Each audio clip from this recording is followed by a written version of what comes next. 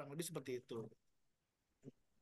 Oke, Mas Hendra, terakhir, kalau Mas Hendra melihatnya gimana nih ke depannya? Apakah no viral notice ini akan terus terjadi dan Ya. akan terus menjadi perjuangan rakyat kecil gitu ya, dan sampai keadilan harus dan harus menunggu keadilan itu sampai harus viral dulu. Silakan Mas Heeh. Hendra. Eh, saya rasa ini ini barang sudah jadi dalam arti gini, teknologi digital sudah hadir di tengah kita dalam waktu kurang lebih 10 tahun, 15 tahun terakhir ini efeknya akan sangat luar biasa. Ke depan juga saya rasa begitu ke berbagai bidang kehidupan kita, politik, pendidikan, kesehatan, bisnis gitu ya.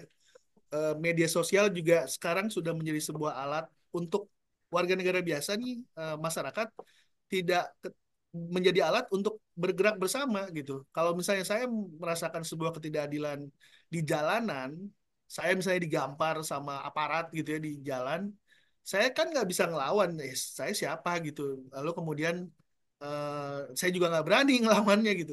Tapi kalau kemudian itu divideokan, lalu kemudian nih lihat nih ada aparat yang arogan gitu ya. Nih nomor nomor polisinya ini dari instansi ini kita bisa cek gitu. Maka kemudian masyarakat ini membela secara bersama-sama gitu. Jadi inilah kenapa media sosial ini menjadi sebuah alat untuk melawan ketidakadilan untuk mereka yang tidak bisa melawan ya dalam arti mereka yang lemah untuk kemudian bersama-sama me- apa istilahnya menempatkan agar mereka-mereka yang mungkin sifat atau tingkah lakunya terlalu berlebihan. Kadang-kadang itu yang sering kali kita lihat kan di media sosial, ada yang tiba-tiba bawa senjata api misalnya gitu ya, atau ada yang misalnya mobilnya nyerempet.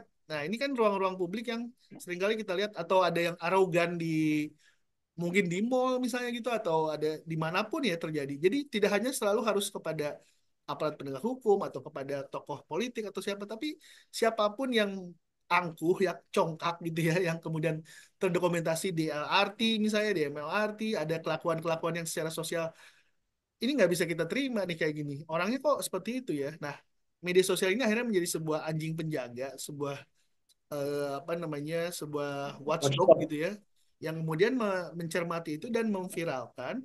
Bahkan ada juga yang hanya ngeliatin parkir mobil yang seenaknya ini orang enak seenaknya banget parkir mobil nggak bener atau parkir motor nggak bener gitu ya. Dia juga sama diviralin sebagai sebuah social punishment sebenarnya, sebagai sebuah Ya. sanksi sosial. Kalaupun nggak ditindaklanjuti dan memang mungkin bukan kasus hukum, tidak bisa ditindaklanjuti, tidak bisa dihukum juga, tapi setidaknya ada sanksi sosial yang kita berikan. Nih, lihat nih, orang nih nggak bisa seenaknya kayak gini. Nah, mari kita hukum dia sama-sama. Kurang lebih itulah yang sekarang terjadi di media sosial.